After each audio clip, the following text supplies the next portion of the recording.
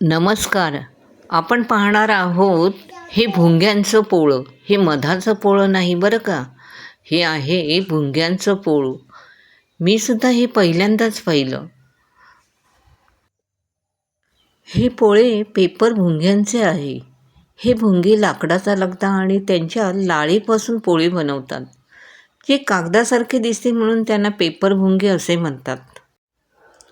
भुंगे पोळे मुख्यत्वे करून त्यांच्या अंडी आणि पिल्लांचे संरक्षण करण्यासाठी बनवतात. पोळ्याच्या आतमध्ये भुंगे अंडी घालतात आणि त्यांची पिल्ले मोठी होईपर्यंत तिथे राहतात. पोळे त्यांना नैसर्गिक धोक्यांपासून जसे की पाऊस, वारा आणि इतर प्राण्यांपासून सुरक्षित ठेवते. घराच्या भिंतीसारख्या ठिकाणी त्यांना सुरक्षित आणि कोरडी जागा मिळते, त्यामुळे ते अनेकदा अशा ठिकाणी पोळे बनवतात. भुंगे त्यांच्या पोळ्याचे रक्षण करण्यासाठी आक्रमक होऊ शकतात. जर तुम्ही चुकून पोळ्याच्या खूप जवळ गेलात किंवा त्याला धक्का दिला तर ते स्वतःचा बचाव करण्यासाठी तुम्हाला चावू शकतात.